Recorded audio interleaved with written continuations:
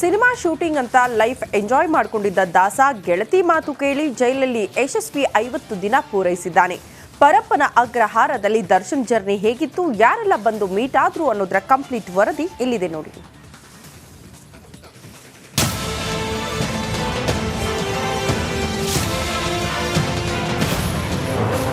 ಜೈಲಲ್ಲಿ 50 ದಿನ ಪೂರೈಸಿದ ದರ್ಶನ್. ಭೇಟಿಯಾಗಿದ್ದವರೆಷ್ಟು, ಹೇಗಿದೆ ಲೈಫು? ಸಿನಿಮಾದಲ್ಲಿ ಪಂಚ್ ಡೈಲಾಗ್ ಹೊಡೆದು ಡಿ ಬಾಸ್ ಅಂತ ಫೇಮಸ್ ಆಗಿದ್ದ ದರ್ಶನ್ ಈಗ ಕಂಬಿ ಹಿಂದೆ ಲಾಕ್ ಆಗಿದ್ದಾರೆ. ದರ್ಶನ್ ಜೈಲು ಸೇರಿ ಬರೋಬ್ಬರಿ 50 ದಿನ ಯಶಸ್ವಿಯಾಗಿ ಪೂರೈಸಿದ್ದಾರೆ. ಈ 50 ದಿನಗಳಲ್ಲಿ ದಾಸ ನಿದ್ದೆಗೆಟ್ಟಿದ್ದೆಷ್ಟು ದಿನವೋ, ಚಿಂತೆಯಲ್ಲಿ ತೇಲಿದ್ದು ಅದೆಷ್ಟು ದಿನವೋ ಗೊತ್ತಿಲ್ಲ. ಹಂಗೂ ಹಿಂಗೂ ಕೊಲೆ ಕೇಸಲ್ಲಿ 50 ಡೇಸ್ ಪೂರೈಸಿದ್ದಾರೆ.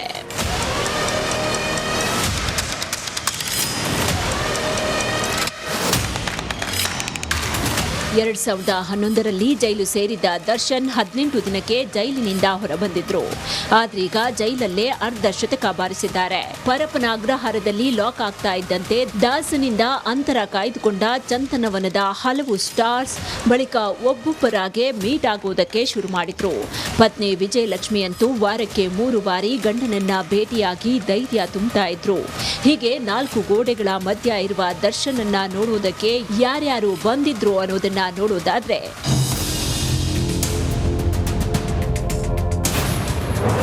ಜೂನ್ 22ರಂದು ಪರಪ್ಪನ ಅಗ್ರಹಾರ ಜೈಲು ಪಾಲಾದ ದರ್ಶನ್. ಜೂನ್ 24ರಂದು ಪತ್ನಿ ವಿಜಯಲಕ್ಷ್ಮಿ, ಮಗ ವಿನೀಶ್ ಭೇಟಿ. ಜೂನ್ 29ರಂದು ನಟಿ ರಕ್ಷಿತಾ ಹಾಗೂ ಪ್ರೇಮ್ ಭೇಟಿ ಕೊಟ್ರು, ಫ್ರೆಂಡ್ ಅಂತ ನಮೂದು ಮಾಡಿದ್ರು. ಜುಲೈ 1ಕ್ಕೆ ವಿಜಯಲಕ್ಷ್ಮಿ ಜೊತೆ ದರ್ಶನ್ ತಾಯಿ ಮೀನಾ, ತಮ್ಮ ದಿನಕರ್ ಭೇಟಿ ಕೊಟ್ರು. ಜುಲೈ 2ರಂದು ದಾಸನನ್ನ ಭೇಟಿಯಾದ್ರೂ ಸಮತ ತಂಗಿ ಅಂತ ನಮೂದು ಮಾಡಿದ್ರು. ಜುಲೈ 10ರಂದು ವಿಜಯಲಕ್ಷ್ಮಿ, ಸುಶಾಂತ, ಚಂದ್ರಶೇಖರ್, ವಿನೀಶ್ ಭೇಟಿ ಕೊಟ್ರು. ಜುಲೈ 11ರಂದು ನಟ ಧನ್ವೀರ್, ಚಂದ್ರಶೇಖರ್, ನಾಗೇಶ್, ಸುನಿಲ್, ಶಿವಕುಮಾರ್ ಭೇಟಿ. ಜುಲೈ 15ರಂದು ಪತ್ನಿ ವಿಜಯಲಕ್ಷ್ಮಿ, ನಿತಿನ್, ದಿನಕರ್, ಅನುಷ್ ಶೆಟ್ಟಿ ಭೇಟಿ ಕೊಟ್ರು.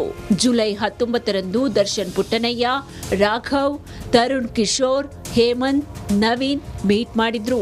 ಜುಲೈ 22ರಂದು ವಿನೋದ್ ಪ್ರಭಾಕರ್, ದಿನಕರ್, ಸುಶಾಂತ್ ನಾಯ್ಡು, ಶ್ರೀನಿವಾಸ್ ಪತ್ನಿ ಭೇಟಿ ಕೊಟ್ರು.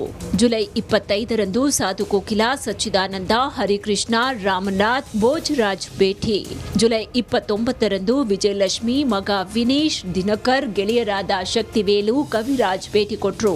ಆಗಸ್ಟ್ 1ರಂದು ದರ್ಶನ್ ಅವರನ್ನ ಭೇಟಿ ಮಾಡಿದ್ರು ಗೆಳೆಯ ಧನ್ವೀರ್ ಹಾಗೂ ಶ್ರೀಹರ್ಷ. ಆಗಸ್ಟ್ 5ರಂದು ವಿಜಯಲಕ್ಷ್ಮಿ ಸಹೋದರರಾದ ಲಲಿತಾ ರಾಘವ, ರಾಕೇಶ್, ಶ್ವೇತಾ ಭೇಟಿ ಕೊಟ್ರು. ಆಗಸ್ಟ್ 8ರಂದು ವರ್ಷಾ ಮೇಲಂಟ, ಜಗದೀಶ್, ರಾಕೇಶ್ ಶರ್ಮಾ, ಹರೀಶ್ ಮಲ್ಹೋತ್ರಾ ಭೇಟಿ ಮಾಡಿದ್ರು. ದರ್ಶನ್ ಪರಪ್ಪನ ಅಗ್ರಹಾರದಲ್ಲಿದ್ರು. ಹೀಗೆ ಒಬ್ಬೊಬ್ಬರಾಗಿ ಭೇಟಿಯಾಗಿ ಮಾತುಕತೆ ನಡೆಸಿದ್ದಾರೆ. ದಾಸನ ಮೇಲಿರುವ ಅಭಿಮಾನ, ಪ್ರೀತಿಗಾಗಿ ಜೈಲಿಗೂ ಹೋಗಿ ಭೇಟಿ ಮಾಡಿ ಧೈರ್ಯ ತುಂಬಿದ್ದಾರೆ. 50 ದಿನದಲ್ಲಿ ಇಷ್ಟು ಜನ ಮೀಟ್ ಆಗಿದ್ದಾರೆ. ಇನ್ನು ಎಷ್ಟು ದಿನ ಜೈಲಲ್ಲಿರ್ತಾರೋ, ಅದೆಷ್ಟು ಜನ ಮೀಟ್ ಮಾಡುವುದಕ್ಕೆ ಬರ್ತಾರೋ ಕಾದ್ ನೋಡ್ಬೇಕು. ನಾಗರಾಜ್ ಜೊತೆ ನವೀನ್ ಶೆಟ್ಟಿ, ಕಿರಾಡಿ, ರಿಪಬ್ಲಿಕ್ ಕನ್ನಡ, ಬೆಂಗಳೂರು.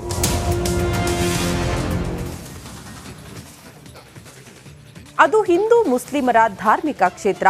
ಒಂದೇ ಜಾಗದಲ್ಲಿ 2 ಧರ್ಮದವರು ಪೂಜಿಸೋ ಪವಿತ್ರ ಸ್ಥಳ. ಆದರೆ ಒಂದಲ್ಲ ಒಂದು ವಿವಾದದಿಂದ ಆ ಜಾಗ ಸದ್ದು ಮಾಡ್ತಲೇ ಇರುತ್ತೆ. ಈಗ ಮತ್ತೊಂದು ವಿವಾದದಿಂದ ಸುದ್ದಿ ಆಗ್ಬಿಟ್ಟಿದೆ. ಏನದು ಈ ಸ್ಟೋರಿ ನೋಡಿ.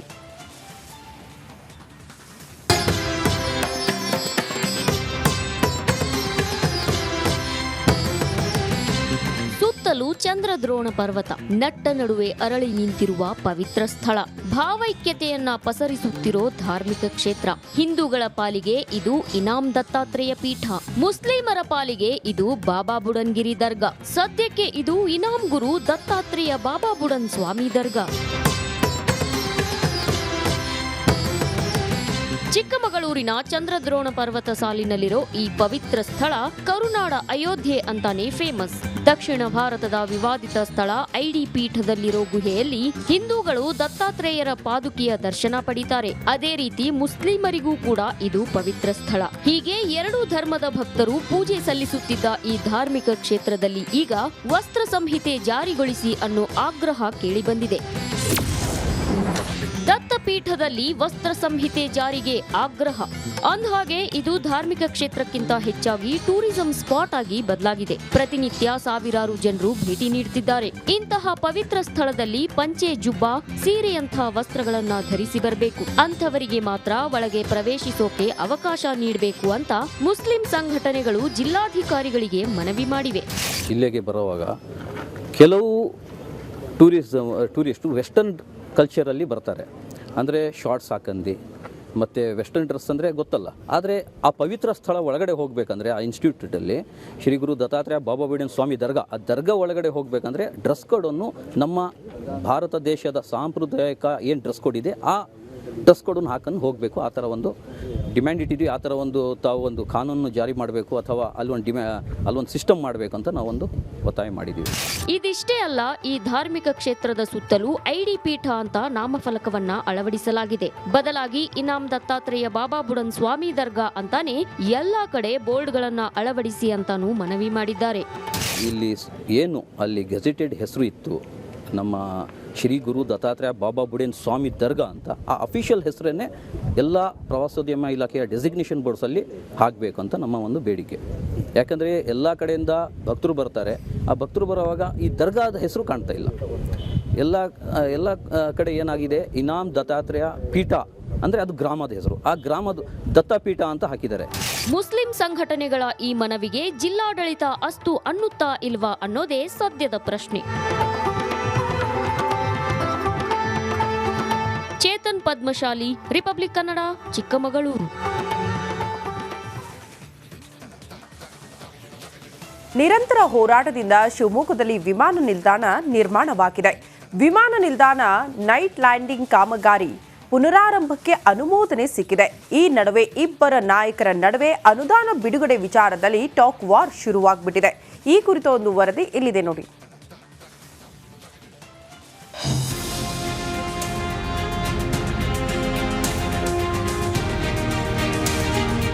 ರಾಷ್ಟ್ರಕವಿ ಕುವೆಂಪು ವಿಮಾನ ನಿಲ್ದಾಣ ಶಿವಮೊಗ್ಗ ಜನರ ಕನಸು. ಮಾಜಿ ಸಿಎಂ ಯಡಿಯೂರಪ್ಪರ ಮಹತ್ವಾಕಾಂಕ್ಷೆ ಯೋಜನೆ. ಸದ್ಯ ಏರ್ಪೋರ್ಟ್ ಕನಸು ನನಸಾಗಿದೆ. ವಿಮಾನಗಳು ಹಾರಾಡುತ್ತಿವೆ. ಆದ್ರೆ ಇದೇ ಏರ್ಪೋರ್ಟ್ನ ಮೇಲ್ದರ್ಜೆಗೇರಿಸೋ ವಿಚಾರದಲ್ಲಿ ಟಾಕ್ ವಾರ್ ಶುರುವಾಗ್ಬಿಟ್ಟಿದೆ.